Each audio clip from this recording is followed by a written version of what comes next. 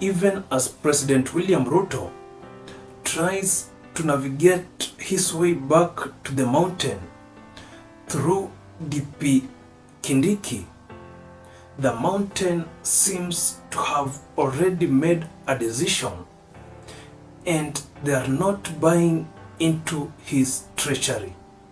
Welcome to the Governance Gazette TV, ladies and gentlemen.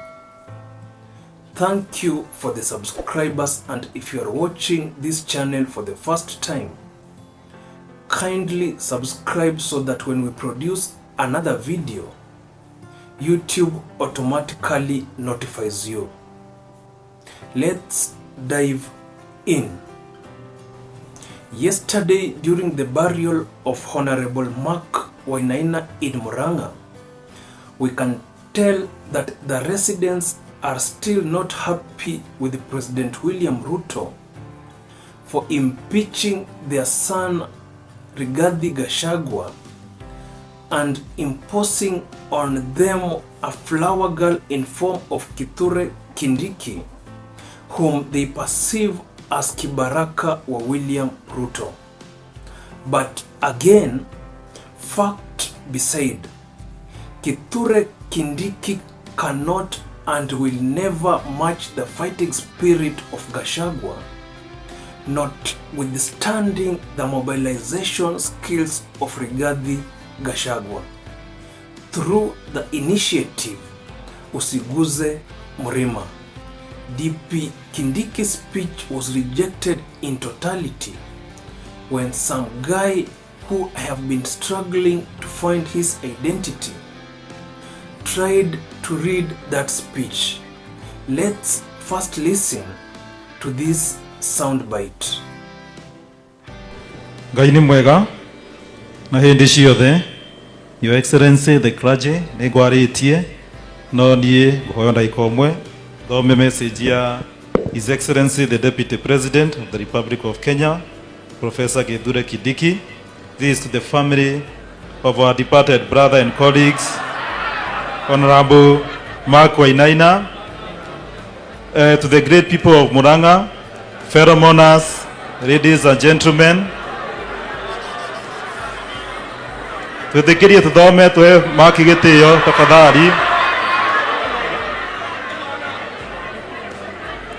It is with heavy heart and great sorrow Goria. Praise the Lord. Bwana Yesu asifiwe kanisa. It is always good to be humble before the Lord.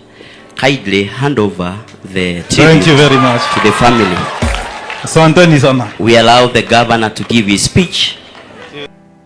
Now, in this podcast, I would like to give you a clear chronology of events and why the governor from Muranga, Irungu Kang'ata, who is actually the senior most attendee in that event, dodged to read DP Kindiki's speech. If you also notice, the senator from Muranga is absent.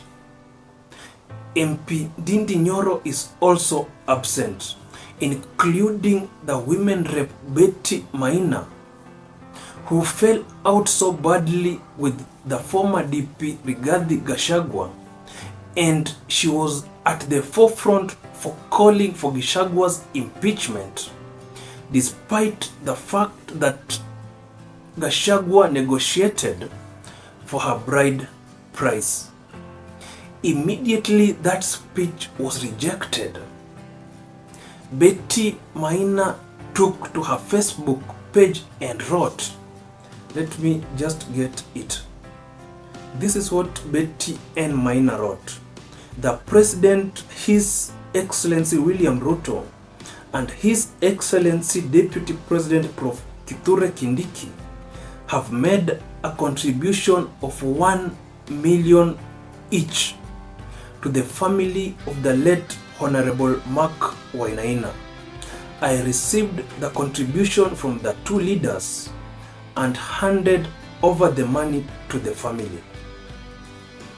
By the way, I am made to understand that the deceased was sick and he was waiting for some contribution from Muranga MCS so that he could undergo an operation. How I wish DP Kindiki and President William Ruto would have given that 2 million shillings early enough before the tragedy happened. Be as it may, Kithure Kindiki is not selling in the mountain. Governor Kang'ata actually avoided to read DP Kindiki's speech because he knew the residents would not take it lying down. Remember that this is the same Irungu Kang'ata wa Barua who wrote Uhuru Kenyatta numerous letters telling him that the ground was slippery. Irungu Kang'ata is a shrewd politician, and when the exodus from UDA reaches, he will be the first politician to exit, and you can take that to your nearest bank. And that exodus is coming very soon. Let's cement our early observations from this speech by Moses Kuria, who was also heckled and forced to cut his speech.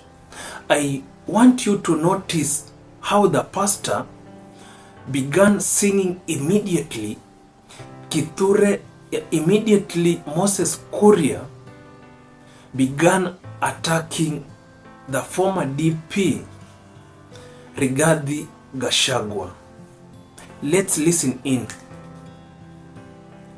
Muthuri ni ngora ni gucoka gwitu ucio ni kirimu mundu ndoraga hindi ya magetha mutumi uria mugi oraga hindi ya mahanda akareka gacungwa goke ti thero twe Muranga kwaria ni kwaria tahana tariange kwaria ni kwaria Jesu neryo ritwa riake nowe mutuhoeri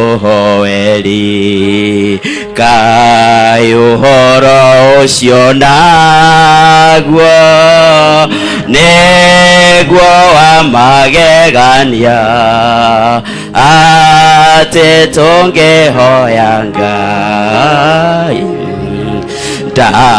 ndangirega kuigua o muthenya twe. Ladies and gentlemen, you can even tell that the church is no longer buying into the gimmicks of President William Ruto. And remember that this is the same church that used to welcome William Ruto in the mountain in 2022, showering him with praises and telling the people of the mountain that William Ruto is heaven sent, until they rejected their own son Uhuru Muigai wa Kenyatta.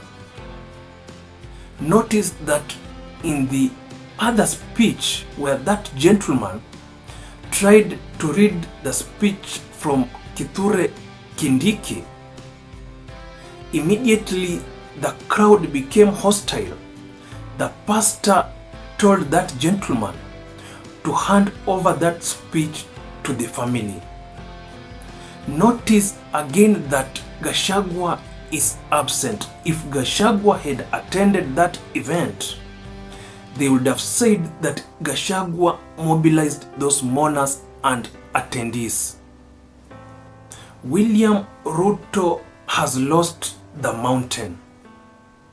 Unless he does something very drastic and very fast, my sentiments still remain that William Ruto will go into history in 2027 as a one-term president.